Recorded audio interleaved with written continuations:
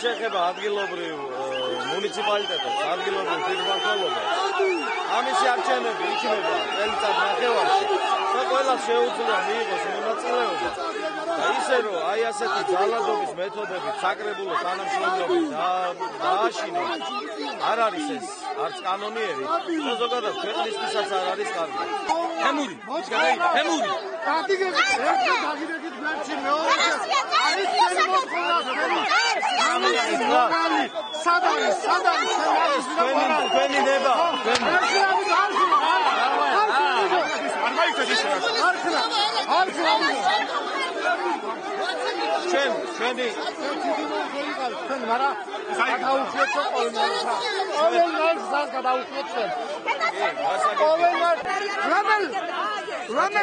რომელ კანონიერებაზე დელაპარაკეთ?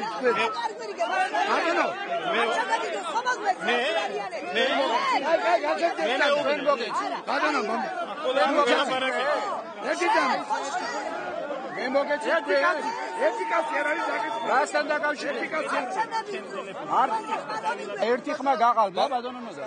ბატონი გოროზია. მაშინ არა ლეხა ინდრაოს. მაგრამ მე მომისმინე რა. შენ ხო იცით რომ არც ერთი ხმა არ გაყალბა. ბატონი გოროზია კაზაკაზადიოდა. რომ მარტო ხელი აწიოს და დაწიოს რობოტი ვით? გინახავთ ამ 4 წლის განმავლობაში დეპუტატმა ერთხელ მაინც ტრიბუნა დაიჭირა. პარლამენტში და მარტვილის გასაჭირზე რო ილაპარაკა, იყო ასე შემთხვევა? არა, ამაზე მითხრა. მე გეტყვით ახლა. ამის პასუხდომეს ჯერ. თავარი ის კი არ არის. მიკროფონებთან სულ ყოველთვის ლაპარაკობთ. თავარი რა საქმეს აკეთებ? ერთხელ მაინც. კანონით არჩეული, წარმომადგენლობით არჩეული თვითმმართველობის ისა. არა, თუ მოპარული არის, თქვენ შეგიძლიათ სასამართლოში. მოგიგე. უნდა წარადგინოთ, დაიწყოს გამოძიება საკრებულო რო არის არჩევითი ორგანო,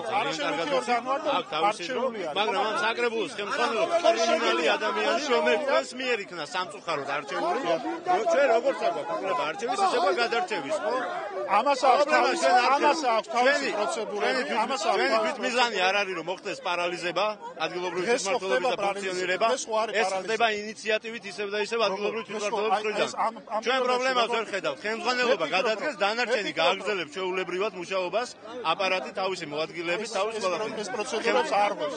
ამით ირკვევა პროცედურებს არ ღვევს, მათ კანონი დაარღვიეს. მათ მარტვილის რაიონი გაძარცვეს მოსახლეობა ეხლა ხო არის პროკურატურა თქვენი?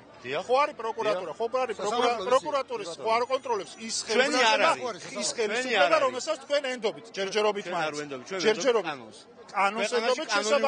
შესაბამისად თქვენი პროკურატურა არ არსებობს. ეს იყო თქვენ დროს. არა, იმას ვისაც ენდობით მეტად კანონს. თუმცა კანონი უნდა იყოს სამართლიანი. კანონი არ არის ის, რომელიც მიიღო ნაციონალურმა მოძრაობამ, რომელიც მოიგო საკუთარ თავზე და კანონის ჩართვაში ჩასვა. აქედან გამომდინარე, ჩვენ ვართ ადგილობრივი მცხოვრები, გვაქვს უფლება მოვითხოვოთ ადგილობრივ თვითმმართველობაში ვინ იქნებიან ხელმძღვანელები და ვინ არა. მანამდე უნდა გამოიძიოთ ხალხო, რა ჩვენ არ უნდა გამოვიძიოთ, მაგას გამოიძიებს კონკრეტული უწყება. ზეწოლას ჩვენ თუ დაგვებრალებენ, მაშინ ამ დეპუტატები ჩამორძანება რა ზეწოლა არის? თითქოს ახლა ჩამოვიდნენ დასაცავად ამათი.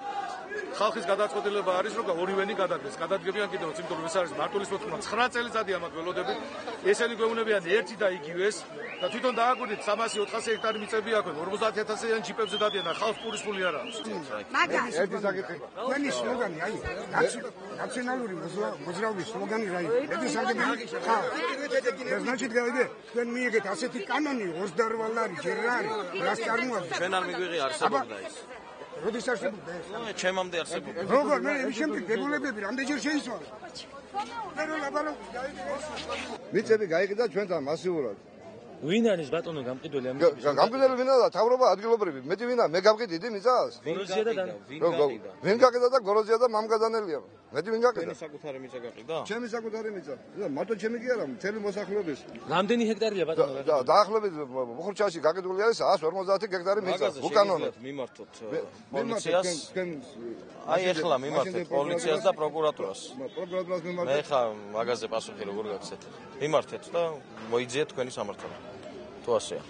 კიდევ ერთხელ გეუბნებით, თუ გადაწყვეტილება ისეთი იქნება მიღებული საერთოდ, რომ ხალხი რო დადგება აქ და ისინი მიიღებენ გადაწყვეტილებას იმის მიხედვით, როგორც გუშინ ტელევიზიით უყურეთ, აირჩევენ საგრებულოს თავმჯდომარეს გამგებელს, ეს არ იქნება მართალი და ეს ხვალდაზე უარესობისკენ წაგვიყვანს და მე აქედან გამომდინარე ვიძახი, რომ თუ ჩვენ კიდევ ერთხელ ვიძახი, რომ თუ ჩვენ რამე კონკრეტული რამე გვაქვს დანაშაული ჩადენილი, განიხილავს მაგას საგრებულო ცივილიზებურად და მიიღებს გადაწყვეტილებას.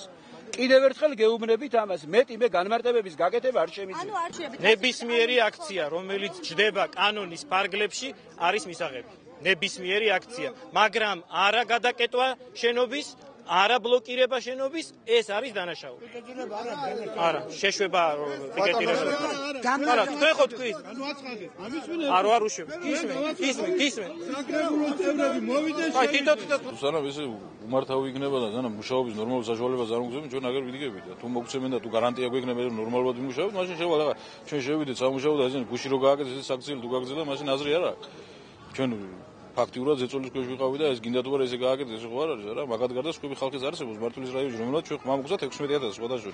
მაშინ ჩვენ არჩევნების დროს ასე რომ მაგათ არ აქვს ჯერ სალაპარაკო მაგდენი.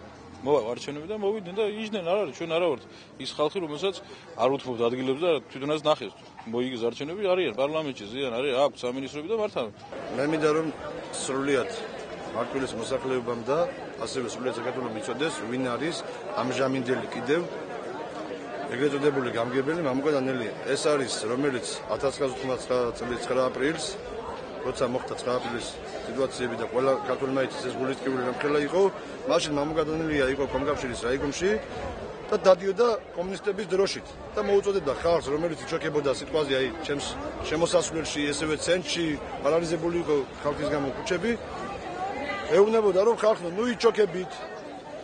ამას მოუწოდა მამუკა დანელია. ახლა მის შემდეგ რომ გადის წლები და როცა თვითონ ხელისუფლებაში მოდის, ის გვეუბნება რომ თქვენ არ ხართ ეროვნულები, მე ვარ ეროვნულები.